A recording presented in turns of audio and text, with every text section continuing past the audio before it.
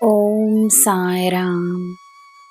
ನನ್ನ ಮುದ್ದಿನ ಮಗುವೆ, ಸಕಾರಾತ್ಮಕ ದಿಶೆಯಲ್ಲಿ ಪಯಣಿಸಬೇಕೆನ್ನುವ ನಿರ್ಧಾರವನ್ನು ಮಾಡುವುದು ಸುಲಭವಾಗಿದ್ದರೂ ಆ ನಿರ್ಧಾರವನ್ನು ಮಾಡಿದಾಗ ನಕಾರಾತ್ಮಕತೆ ನಿನ್ನನ್ನು ಪರೀಕ್ಷಿಸಲು ಸಿದ್ಧವಾಗಿರುತ್ತದೆ.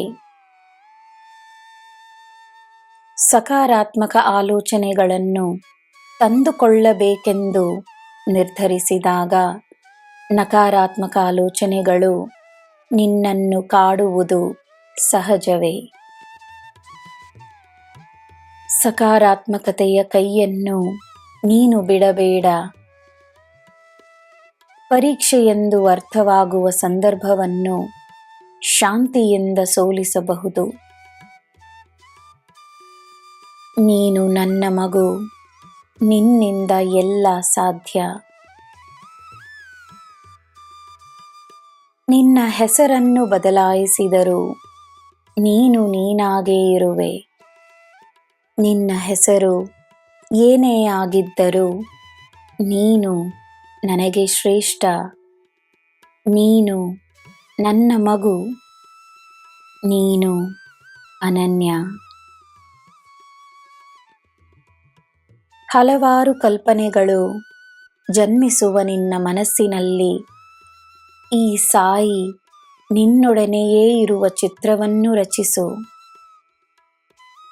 ನೀನು ಮಾಡುವ ಎಲ್ಲ ಕಾರ್ಯಗಳಲ್ಲಿ ನನ್ನ ಕೈಯಿದೆ ಎಂದು ನಂಬು.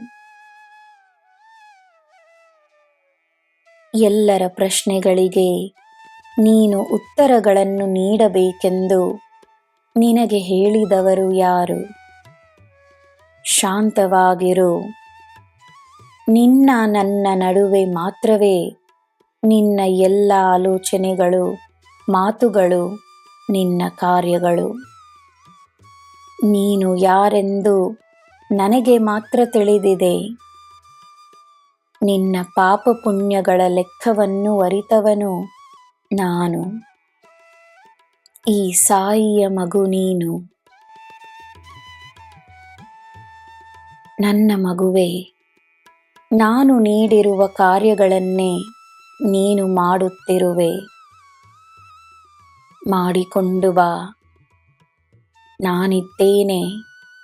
ನಿನಗೆ ಎಲ್ಲ ಶುಭವೇ. ಜೈ ಸಾಯಿರಾಮ್.